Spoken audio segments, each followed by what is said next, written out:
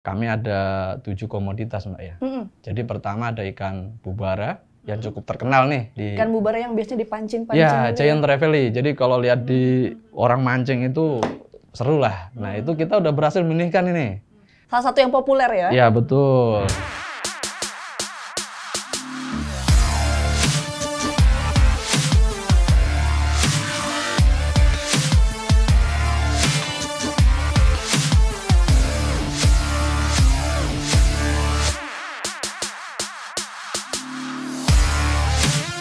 Ya halo sahabat Bahari, selamat mendengarkan podcast Aqua, Ayo Kupas Aquaculture, persembahan Direktorat Jenderal Perikanan Budidaya. Podcast ini akan mengupas berbagai topik seperti kebijakan, program, dan isu-isu menarik seputar perikanan budidaya. Saya Reni Arumsari yang akan membawakan episode kali ini dengan topik budidaya benih ikan laut dan bibit rumput laut bermutu dari Indonesia Timur yang mudah, menyenangkan, dan menguntungkan. Tapi saya nggak sendiri. Kali ini sudah hadir bersama saya Kepala Balai Perikanan Budidaya Laut Ambon, Mas Sarwono. Selamat siang Mas Sarwono, apa kabar? Siang Mbak Reni, kabar baik. Gimana kabar Mbak Reni hari ini? Kabar saya baik juga Pak. Nah, topik kita kali ini budidaya benih ikan laut dan bibit rumput laut bermutu dari Indonesia Timur yang mudah, menyenangkan, dan juga menguntungkan kan Pak? Mungkin kita mulai dari definisinya dulu ya, supaya sahabat Bahari ini bisa mengerti definisinya dulu. Apa yang dimaksud benih ikan laut bermutu dan komunitasnya tuh apa aja sih Pak? Benih laut bermutu begini Mbak, jadi bibit yang kita hasilkan, benih yang kita hasilkan di situ unggul ya, dimana pertumbuhannya cepat, kemudian secara morfologi tidak cacat, dan itu kan kita di dalam menghasilkan tentunya menerapkan CPIB ya. Dari proses awal dari pemijahan sampai menghasilkan benih tentunya dengan seleksi, sehingga harapan kita dengan bibit bermutu tadi, kita diberikan oleh masyarakat itu bisa pertumbuhannya cepat dan bagus. Kemudian yang bibit rumput laut kultur jaringan ya, kita menghasilkan kultur jaringan, salah satu metode dalam memperbaiki kualitas. Alhamdulillah BPL Ambon hari ini sudah bisa menghasilkan dari awal, dari indukan, kemudian kalus, mikropropagul, dan sampai bibit. Memang waktunya lama Mbak, 1 tahun 4 bulan, sehingga bibit rumput laut tadi bisa kita sebarkan ke masyarakat. Kalau komunitasnya nih, Mas Sarwono, Mas ya? Oh Mas ya. Mas aja nggak apa-apa ya? Ya, kami salah satu apa aja? UPT di Direktorat Jenderal Perikanan Budidaya yang ada di Maluku. Jadi kami ada 7 komoditas Mbak ya. Jadi pertama ada ikan bubara yang cukup terkenal nih di Ikan bubara yang biasanya dipancing-pancing. ya, Giant Trevally. Jadi kalau lihat di orang mancing itu seru lah. Nah, itu kita udah berhasil menihkan ini. Salah satu yang populer ya? Ya, betul. Dan kemudian kita ada kerapu bebek, kerapu macan, kakap putih, ikan hias, kita pun udah sampai 50 varian lah ikan hias Nemo yang udah dihasilkan teman-teman. Kemudian kita ada tadi rumput laut, kemudian yang terakhir kita ada seriola, ini juga untuk andalan kedepannya Mbak. Nah, dari komoditas tadi yang sudah disebutkan oleh Mas Sarwono ini, kenapa dibilang bermutu? Apa sih keunggulannya dibandingkan komunitas-komunitas lain kok sampai dibilang bermutu gitu Mas? Jadi bermutu tentunya memberikan nilai tambah ya. Jadi komoditas yang kita kerjakan di balai kami itu memang komoditas yang bermutu dan berpotensi kita kembangkan, mempunyai nilai ekonomis. Oh, jadi mungkin bisa dibilang nilai jualnya tuh lebih tinggi daripada komunitas-komunitas lain gitu ya? Jadi dan tentunya pasarnya cukup bagus. Contoh ikan bubara di Ambon udah 65-75 ribu 1 kilo. Kita budaya sekitar 5 bulan. Dan kami udah bisa menihkan dari awal. Dan masyarakat di sana sudah memang mengembangkan di sekitar Teluk Ambon. Dan bahkan benih kami itu bisa pernah kirim ke Jayapura, kita ke Pulau Seribu. Dan memang harapan kita benih bubara ini bisa ke seluruh Indonesia ke depannya ya. Karena saya yakin, saya dengar-dengar juga di Aceh juga bubara cukup diminati, di Banten, kemudian di banyak lokasi lah karena peminatnya udah banyak gitu ya Mas ya? Banyak. Ya Mas Sarwono tadi kan menyampaikan kalau bibit-bibit komunitas ini tuh banyak diminati. Lokasi mana nih yang paling banyak peminatnya di Indonesia? Saat ini memang yang terbanyak masih di Provinsi Maluku. Jadi karena memang awalnya di sana bahwa masyarakat kan bibit dari alam ya. Nah, kemudian kami sudah berhasil membenihkan jadi Maluku. Kemudian di tempat lain pun juga sudah mulai tertarik nih Mbak. Jadi kemarin kita ada dari Jayapura pernah kirim, Kaimana pernah kirim, kemudian di Pulau Seribu juga pernah kirim mencoba. Dan ini ada permintaan juga dari Banten juga ingin mencoba benih yang dari hasil pembenihan. Karena kalau dari alam kan musiman, kemudian juga kematian tinggi. Tentunya kalau dari hasil pembenihan semuanya lebih terjamin. Tadi kembali lebih bermutu kan, dari sisi ukuran, kemudian dari sisi pertumbuhan. Tentunya dari hasil pembenihan ini akan lebih cepat daripada dari alam, Mbak. Kalau tadi topiknya kan disampaikan budidayanya itu mudah, menyenangkan, dan menguntungkan. Nah, ini maksudnya apa sih, Mas? Begini, mudah. Jadi saya kira saya mengajak seluruh masyarakat Indonesia, apalagi generasi milenial, Mbak. Saya kira mudah dipelajari budidaya. Jadi saya kira banyak yang sukses story dari pembudidaya ini kadang-kadang mereka, mohon maaf nih, baru hanya lulusan mungkin SMA. Dan bukan perikanan. Nah, ini mudah. Jadi saya kira gampang kalau kita memang niat ya, fokus. Kemudian kenapa menyenangkan? Jadi kita budidaya ini kita sambil rekreasi dan hiburan, Mbak. Jadi kalau saya lagi pusing, saya kira banyak pusing, kita datang ke lokasi pelihara ikan, kita ngasih makan. Jadi menyenangkan. Coba nanti Mbak Reni kapan-kapan bisa ngasih makan ikan bubara. Jadi itulah menyenangkan. Nah, kemudian menguntungkan. Kalau kita udah senang, apapun kegiatannya, apalagi budidaya, tekun, kemudian akhirnya apa? Pertumbuhan ikan lebih, karena makannya rajin, yang miara senang, otomatis melihara dengan tekun. Akhirnya apa? SR-nya tinggi. SR itu kelulusan hidup, Mbak. Jadi kita menjaga ikan ini dengan sepenuh hati, seperti kita menjaga mungkin anak istri kita ya. Jadi sehingga memeliharanya dengan tentunya dengan ada CPIB ya. Ada panduannya, cara budidaya ikan yang baik. Nah, kalau kita SR-nya tinggi, pertumbuhan cepat, sehingga menguntungkan. Jadi, 3 tadi, mudah, menyenangkan, dan menguntungkan. Saya kira banyak, Mbak, nih, sebentar. Success story ya, success story nih. Salah satu pembudidaya di Maluku ini, Pak Jeffrey namanya. Dia awalnya dapat bantuan benih.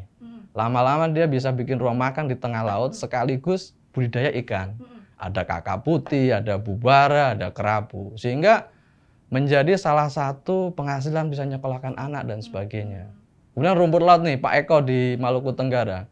Dia waktu kita kunjungan ke sana, dia menampilkan tuh catatannya 1 tahun, sekitar 170-an juta penghasilannya. Dari rumput laut saja.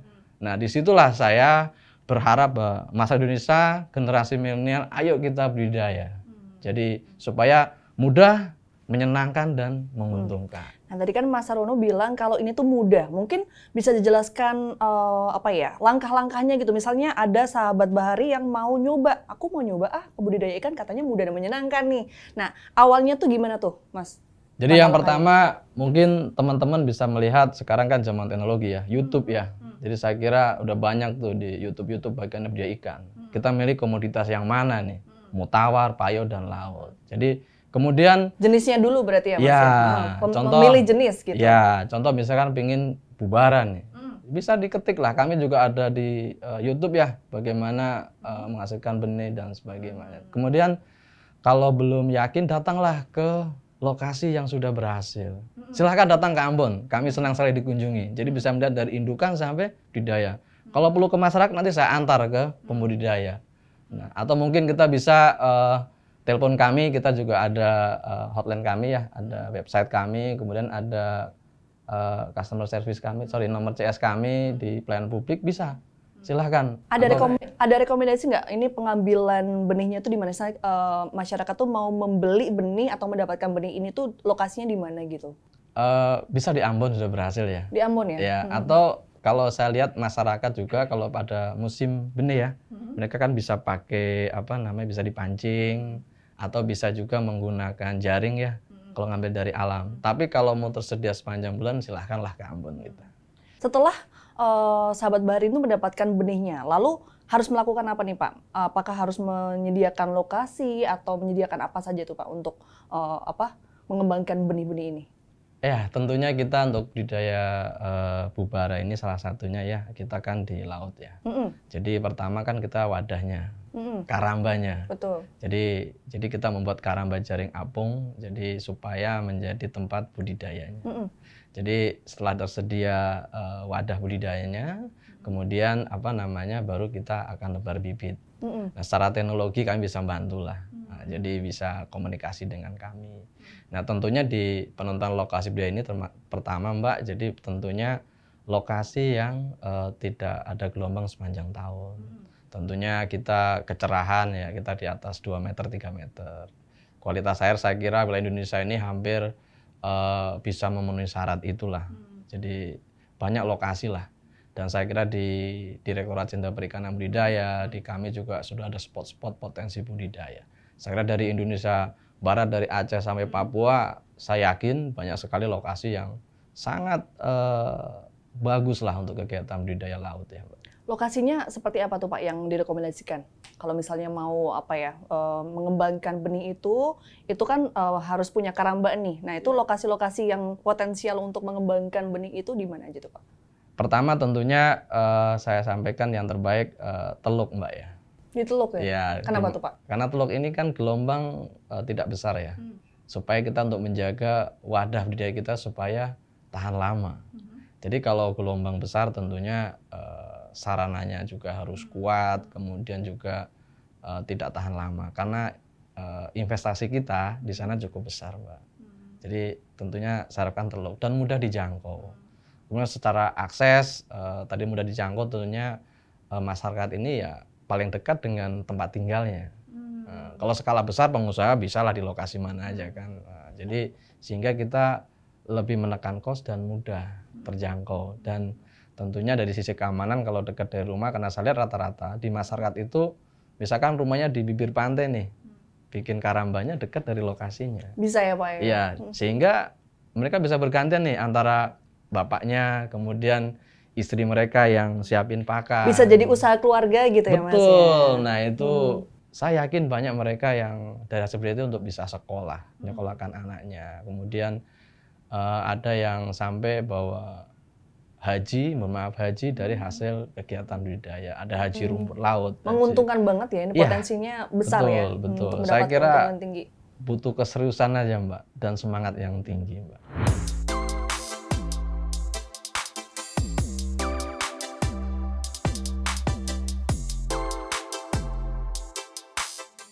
Tadi kan Mas Arul menyebut kalau ini tuh yang penting lokasi karambanya itu tidak terlalu punya gelombang yang kuat, yang kencang, yang tinggi gitu kan. Itu apakah lokasinya hanya di Indonesia Timur aja atau sahabat Bari yang dari lokasi selain Indonesia Timur tuh juga bisa gitu untuk membudidayakan jenis-jenis komunitas ini? Sangat bisa Mbak. Jadi saya lihat kita bersyukur dengan topografi negara kita Mbak ya. Jadi saya kira dari Aceh sampai Papua banyak sekali lokasi yang sangat bagus. Jadi contoh dari barat, dari Aceh pun banyak sekali lokasinya Mbak. Kemudian dengan lokasi banyak teluk, dengan kita daerah tropis ya, potensi kita sangat besar Mbak. Jadi banyak lokasi yang bagus untuk kegiatan budidaya laut Mbak. Termasuk bibit rumput lautnya juga Mas? Itu Betul. Bisa di mana aja ya? Berarti dari Sabang sampai Merauke asal katakanlah gelombangnya tidak terlalu besar, tidak terlalu tinggi itu sangat memungkinkan untuk mengembangkan benih-benih dan bibit. Bisa, benih sangat berpotensi kita. Jadi sudah ada terbentuk sentra-sentra budidaya ya.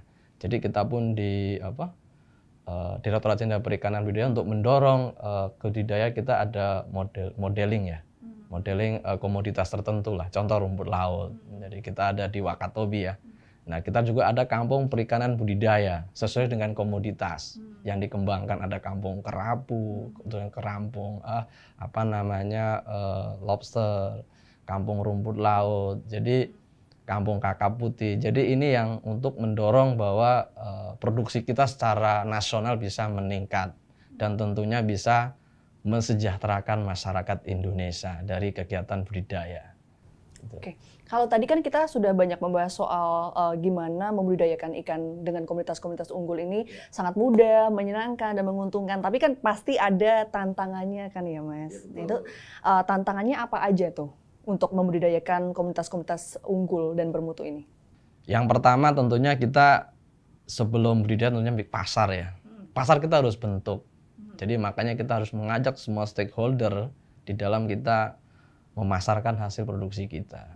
Ya, seperti hari ini kita Mbak, kita juga salah satu bagaimana potensi dan pasar ini kita harus bersama-sama dan kita harus berkolaborasi dengan semua pihak, UKM ya, koperasi dan sebagainya. Dan kita dengan era digital kita juga harus memasarkan hasil kita secara digital. Saya kalau ke masyarakat saya sampaikan, bikinlah grup WhatsApp dan sebagainya. Jadi jual ikan. Nah, ya. itu saya kira itu dari kecil-kecil menjadi besar. Walaupun di sisi lain ada investor dan sebagainya. Kedua, pakan ya. Pakan ikan kan sebagai biaya terbesar ya. Kedua ya. Jadi dan bahkan yang pertama apa tuh, Pak? Sarana kalau KJA sarana. Ya. Kemudian ada juga pakan ya. Paling enggak 60% dari biaya produksi total ya. Ini juga harus diantisipasi. Harus diperhitungkan. Betul. Gitu ya, jadi dengan perbaikan cara ngasih makannya, manajemen pakannya, kemudian bagaimana kita mendapatkan pakan supaya kontinu. Kemudian yang ketiga tentunya penyakit ya. Penyakit kita juga antisipasi dengan kita menerapkan tadi cara budidaya ikan yang baik sehingga penyakit ini bisa kita atasi. Kemudian benih yang ditebar itu harusnya benih yang tadi kita bicara bermutu ya. Nah di situ tentunya harus yang bagus, pertumbuhan cepat dan sebagainya. Nah, Mas Rono tadi kan membahas soal pemilihan benih bermutu gitu ya. Tadi sebenarnya kita sudah berbincang-bincang soal benih yang bermutu nih di awal. Tapi mungkin bisa lebih detail gitu Mas Rono, benih bermutu itu seperti apa? Apakah ukurannya atau karena apa nih? Jadi begini Mbak Reni, terkait benih bermutu tadi yang menjadi salah satu ya yang mendukung keberhasilan kita dalam budidaya. Jadi tentunya benih bermutu itu semua proses kita melakukan cara pembenihan ikan yang baik. Mungkin tadi di awal saya sudah sedikit menyinggung ya. Di dalam proses kita dari pemijahan, pembelian larva, pendederan, seleksi dan sebagainya. Jadi tentunya yang pertama pertumbuhan cepat sesuai dengan umurnya.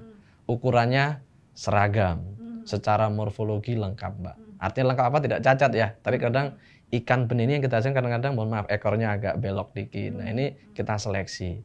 Dan terakhir bebas dari penyakit. Dan itu kita buktikan dari hasil pengecekan laboratorium. Jadi sebelum kita mengirim benih, kita harus ada cek laboratorium bahwa kita bebas dari bakteri, virus, jadi sehingga penyakit, sehingga memastikan bahwa bibit yang kita kirim ke masyarakat itu benar-benar yang sehat dan bermutu. Jadi Mbak Reni, tahun lalu kami di BPL Ambon berhasil menghasilkan benih bermutu 1,4 juta ekor. Untuk ikan apa itu Mas? Jadi yang pertama ada ikan kerapu bebek, ikan tadi bubara, kemudian ada kakap putih, kemudian kita ada ikan hias. Dan kita ada untuk menstimulan pembudidaya, DJPB punya program bantuan benih ke masyarakat. Itu sekitar 1,1 juta sekian. Ada bantuan dari DJPT ya? Iya, DJPB. DJPB ya? DJPB melalui Balai Perikanan di Laut Ambon. Wilayah kerja kita cukup luas nih Mbak Reni. Provinsi Maluku, Maluku Utara, seluruh provinsi Papua. Jadi ada 6 ya sekarang.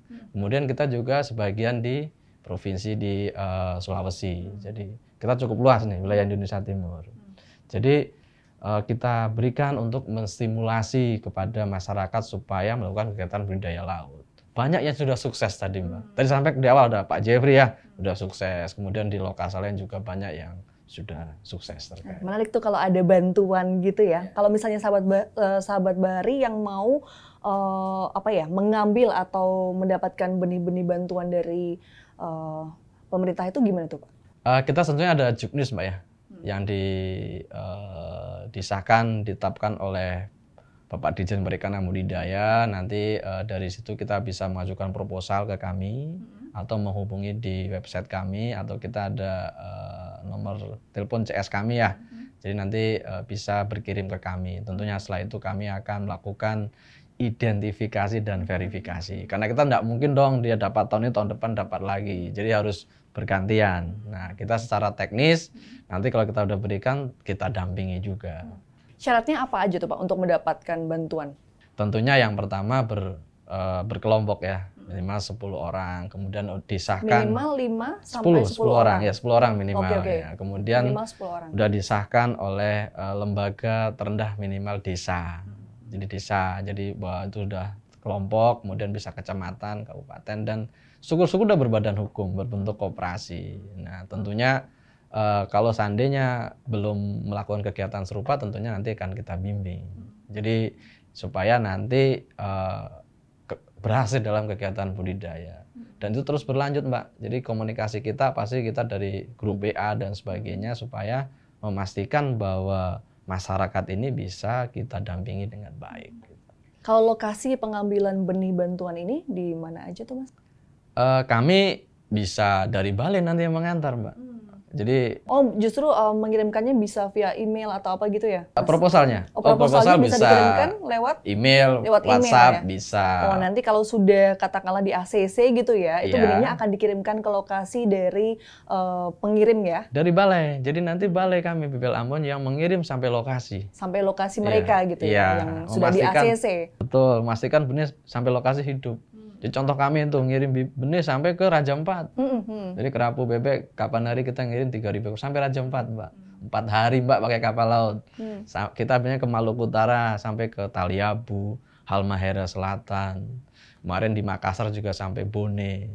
Jadi kita kalau Maluku kan dekat lah, Mbak ya. Jadi yang jauh-jauh pun kita kawal betul untuk. Kalau tadi kan masih secara umum ya, Pak. Tapi Ya. kalau benih unggul dari setiap komunitas tuh apa tuh kriterianya, Pak? Maksudnya misalnya tadi sempat disebutkan kerapu bebek gitu, Ya. Pak. Itu misalnya yang warnanya begini atau ukurannya begini, yang lebih detail tuh, Pak, per komunitas yang tadi disebutkan. Tadi kita udah diskusi Bubara ya. Sekarang kita ke kerapu bebek nih. Oke. Jadi kerapu bebek ini kan memang di ikan laut itu cukup yang mahal ya. Karena 1 kilo itu sampai 400-500 ribu itu. Mahal banget Ya, jadi kalau Mbak Reni makan di restoran mungkin satu porsi sudah 1 juta lebih nih kalau dimasak. Kerapu bebek saya belum pernah sih, Mas, lebih tepatnya. Kerapu bebek apa ya? Jadi kalau di ini kan ada Grace Kelly ya. Grace Kelly ini kan salah satu artis di Amerika ya. Karena warnanya indah itu loh. Jadi warnanya ada spot-spot hitam ya. Kalau Mbak Reni lihat mungkin buka di Google ya, kelihatan lah bagaimana kerapu bebek ini. Jadi ciri spesifik saya kira ya tadi, Mbak, pertumbuhannya cepat. Tentunya sesuai umur ya. Jadi misalkan dalam waktu umur 75 hari ya ukurannya sudah 5-6 cm ya. Jadi kemudian morfologis tidak catat. Karena ikan ini kan mahal, apalagi diyakini bahwa Chinese ya, hoki ya. Dia di restoran itu dipancang di akuarium. Jadi nggak boleh cacat, Mbak. Kalau cacat orang nggak mau beli karena belinya masih hidup tuh. Di akuarium dilihat pembeli, oh saya beli ikan yang ini. Jadi gitu. Jadi nggak boleh cacat. Kemudian tadi bebas dari penyakit tadi dibuktikan dari lab ya. Nah, alhamdulillah Balai Pelindungan Ambon ini kita penghasil telur salah satunya. Jadi telur yang dihasilkan oleh kami ini bisa kita kirim ke sentra produksi benih ikan laut di Bali, Situbondo, lokasi lain kan ada hatchery di Lampung dan sebagainya ya. Jadi dihasilkan oleh kami di Ambon telurnya. Nah, kerapu bebek ini, Mbak Reni, jadi memijah sesuai dengan bulan gelapnya. Jadi bulan gelap itu kan ada bulan terang, bulan gelap ya. Nah, dia memijah mengikuti bulan. Jadi di bulan gelap memijah. Jadi antara tanggal kita kalau ini sekitar tanggal 25 ya. 25 sampai tanggal 10. Kadang-kadang memang memijah tanggal 13 bulan, tetapi secara harfiah rutin di bulan gelap. Jadi nanti memijah tengah malam, sekitar jam 11 malam, nanti telurnya mengapung. Nah, kita panen paginya, baru kita distribusikan ke hatchery-hatchery yang membutuhkan telur, Mbak Reni.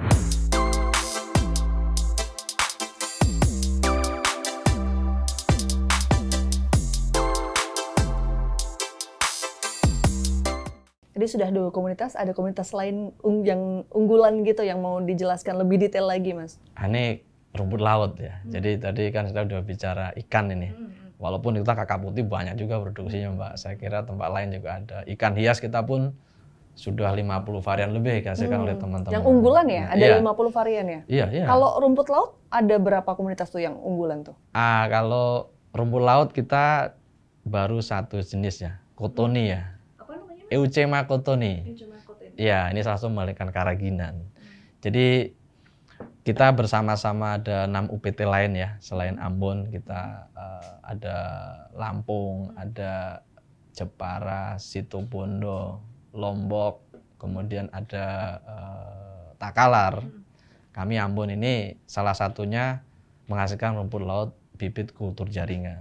Jadi kultur jaringan di sini kita salah satu upaya untuk memperbaiki kualitas bibit rumput laut.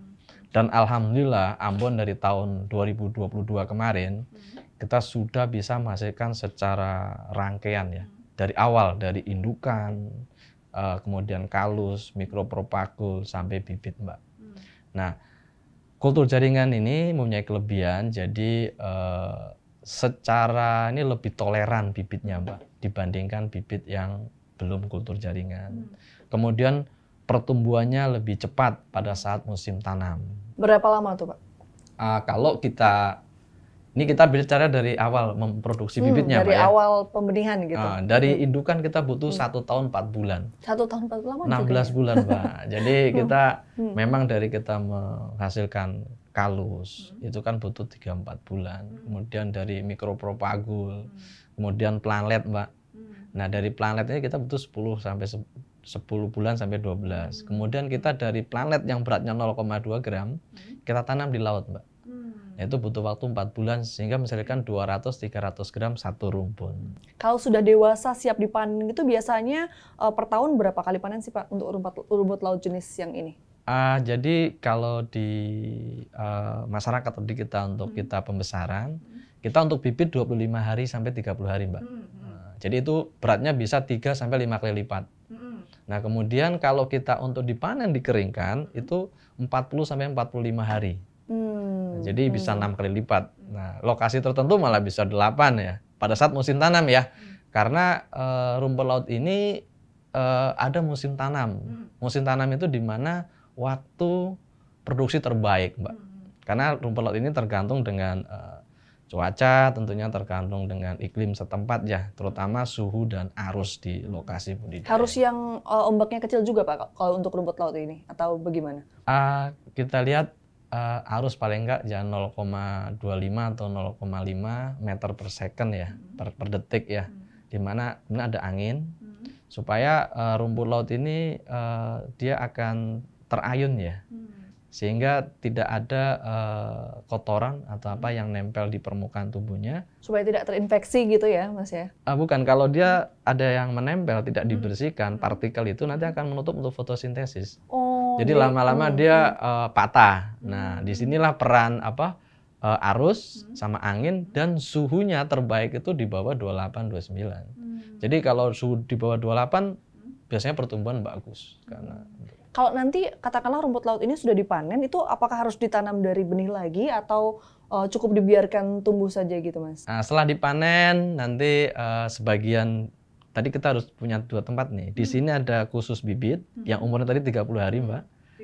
30 hari. Kemudian kalau untuk produksi dia umurnya lebih lama, 45 hari. Supaya kandungan karakinanya lebih tinggi. Itu yang diminta oleh pasar. Nah, jadi memang kita harus punya 2 tempat ini. Contoh pembudidaya, dia harus ada misalkan 1 unit khusus untuk bibit, unit yang lain untuk dikeringkan ya. Nah, jadi umur 25-30 hari tadi mengambil bibit yang tadi, mengganti tadi bibit yang dipanen, Pak. Jadi rumput laut seperti itu. Jadi di awal ditanamnya dari awal lagi ya, Pak ya, kalau misalnya. Iya, betul. Dari tadi tempat bibit tadi. Kan kita ada punya 2 tempat ini. Supaya dengan begitu harapan kita bahwa nanti tumbuhnya maksimal. Kalau kita gabung menjadi 1, lama-lama kualitasnya tidak bagus.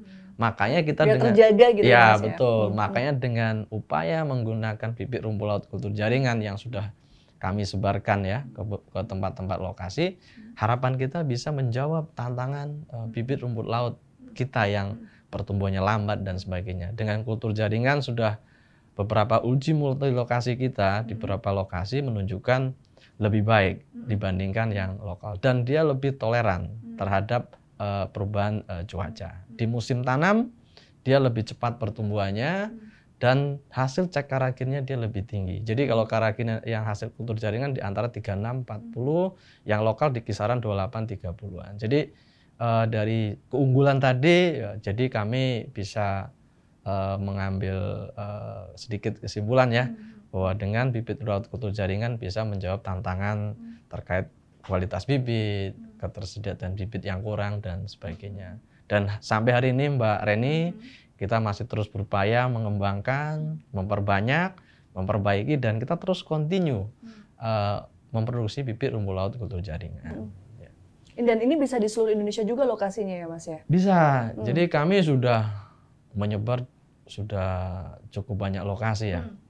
Jadi kalau di teman-teman UPT kami juga coba uji multi lokasi nih. Bahkan di Sumatera kita juga pernah kirim, Kalimantan di Nunukan kita udah pernah kirim. Kemudian kalau di Jawa Timur pernah, terus di Sulawesi, kalau di Maluku hampir semua kabupaten kita kirim. Di Maluku Utara, Papua ada ini baru-baru Raja Ampat, kemudian di Kaimana, Wondama, Yapen kita kirim bibit dari kita. Kalau permintaannya nih Mas, permintaannya udah tinggi belum sih di Indonesia soal rumput laut ini, hasil dari rumput laut ini? Saya kira rumput laut salah satu andalan kita nih, Direktorat Jenderal Perikanan Budidaya, dan potensinya luar biasa, dan kita dengan target yang tinggi dari tahun ini. Kalau target kita 12,1 juta ton ya, dan di TW triwulan 1-2 saya lihat data statistik sudah kita sekitar 6 juta ton ya. Dan ini saya kira kita perlu dorong betul ini. Dan saat ini saya kira rumput laut ini didorong salah satu komoditas andalan kita, Mbak Reni, yang saya kira mudah dikembangkan oleh masyarakat, kemudian potensinya masih sangat besar. Contoh di Maluku itu produksi tahun lalu baru sekitar 267 ton ya. Memang masih dari produksi nasional saya lihat mungkin sekitar 0,3, 0,4. Saya kira dengan didorong terus wilayah-wilayah timur ini, harapan kita bisa meningkat lah, bisa mungkin 0,7, 1% dan seterusnya lah ke depannya. Karena wilayah-wilayah ini sangat luas, sangat berpotensi untuk di wilayah timur. Baik Maluku Utara, apalagi Papua, saya lihat progres kita di Papua, saya bibit cukup bagus ya. Apalagi di Tanimbar, Aru, MBD itu juga potensi luar biasa di sana. Kalau hasil panennya biasanya diolah jadi apa aja sih Mas? Saat ini tuh udah katakanlah hasil panennya langsung dikirim atau diolah dulu biasanya? Ya memang sebagian besar kita sekarang masih raw material ya, masih dikeringkan kemudian dikirim ekspor dan sebagainya. Memang sebagian sudah ada pabrik-pabrik untuk menghasilkan karaginan.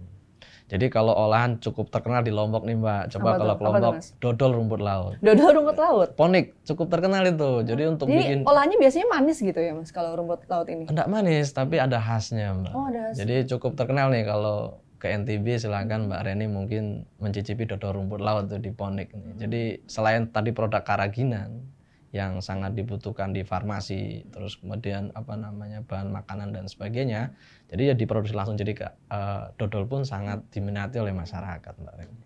Harga jualnya berapa sih Mas kalau untuk rumput laut ini? Yang kering ya? Nah ini fluktuatif Mbak ya, jadi saya lihat di media sosial nih, kan saya ada grup-grup baik di Facebook, hari ini sekitar kisaran 12.000 sampai 15.000 per kilo Mbak ya. Tahun lalu malah bisa sampai tembus lokasi tersebut 35.000 ya. Jadi saat ini lagi agak turun ini, sekitar 12 sampai 15.000 per kilo. Jadi saya kira masih sangat menarik ya, karena harganya masih lebih mahal dari harga beras. Coba sekarang kalau kita nanam padi Mbak, itu kan sekitar 60-75 hari. Kalau rumput laut kan hanya 45 hari. Nah, jadi tidak butuhkan pupuk, tidak butuhkan produksi yang lain. Potensi untuk mendapat keuntungannya lebih besar ya? Betul, itu saya sampaikan. Kenapa? Bahwa waktunya lebih cepat setengahnya dan harganya masih lebih mahal daripada beras ya. Saya kira ini sangat berpotensi yang menarik untuk masyarakat. Nah kalau misalnya sahabat Bahari ada yang mau mencoba untuk katakanlah membudidayakan rumput laut, itu ada pelatihan nggak dari Dirjen Perikanan Budidaya? Saya kira itu bisa diakses, dimanfaatkan lah. Kita juga ada UPT ya. Jadi kita ada 4 UPT budidaya laut ya. Tadi yang Payo pun tadi di Takalar dan di Situbondo. Jadi di kami di Ambon salah satunya. Jadi silahkan mungkin bisa mengakses dari website ya. Bisa website DJPB, website kami setiap UPT. Kemudian bisa datang langsung juga ke kami. Tentunya kami akan mendampingi ya. Jadi mendampingi terkait untuk budidaya rumput laut. Jadi kami siaplah mengawal masyarakat ini kalau seandainya memang mau ini, dan Dan saya kira ini udah kita lakukan, Mbak. Jadi tiba-tiba ada, mohon maaf, ada tamu berkunjung ke Bali pengen tahu rumput laut ya. Nanti kami ajak ke lab kami bagaimana menghasilkan bibit rumput laut kultur jaringan. Kemudian kita ajak ke lokasi perbanyakan bibit kami. Dan kita tentunya bisa kemudian lewat WhatsApp dan sebagainya. Kami siaplah mendampingi seluruh masyarakat Indonesia untuk.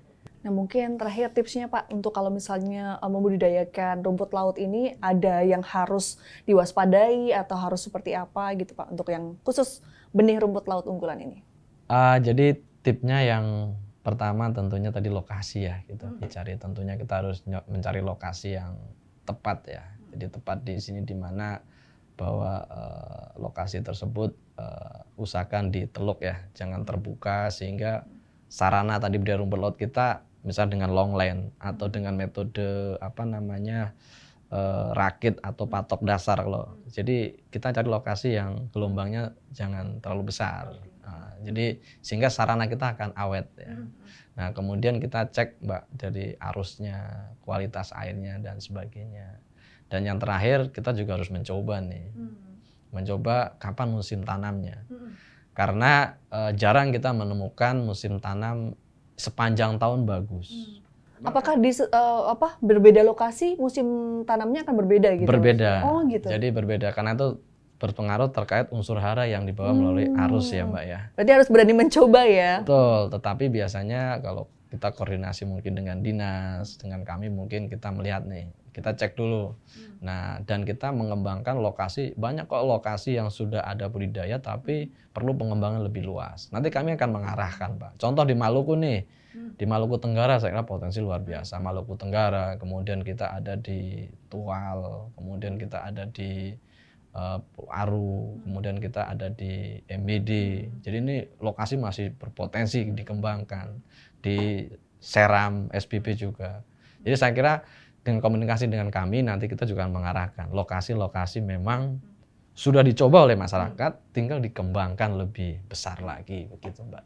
Berarti bisa ditarik kesimpulan untuk sahabat bahari yang mau mencoba untuk membudidayakan baik benih dari ikan laut unggul maupun rumput laut unggul itu jangan takut mencoba, nanti akan diarahkan dan dilatih oleh Dirjen Perikanan Budidaya begitu ya Mas Arwan? Betul Mbak Reni, jadi saya kira pasti kami mengawal, mendorong, menyemangati karena budidaya saya kira kita tadi mudah, menyenangkan dan menguntungkan. Saya kira sudah banyak success story ya, tinggal kita mungkin menyemangati, coba silahkan kita ajak datang ke lokasi-lokasi atau kadang-kadang saya ingin mereka berbincang langsung dengan pelaku. Supaya mungkin dengan kita kan bisa sharing ya bisa sharing lebih dalam. Betul. Dan lebih detail gitu ya karena Mas. Kapan hari kita tuh dari Raja Ampat ada yang magang nih, budidaya laut, magang rumput laut. Kami ajak itu, berbincang langsung bagaimana melihat masyarakat berhasil. Saya kira dengan mereka berinteraksi, lebih mudah mereka, wah ternyata potensinya luar biasa itu. Sudah banyak sekali informasi yang dibagikan. Kalau begitu saya mau mengucapkan terima kasih untuk Mas Arwono yang sudah berbagi banyak sekali informasi untuk sahabat bahari. Terima kasih sudah datang, terima kasih atas waktunya. Dan terima kasih juga kepada sahabat bahari yang sudah menonton podcast episode kali ini. Jangan lupa untuk subscribe YouTube channel Perikanan Budidaya. Sampai jumpa.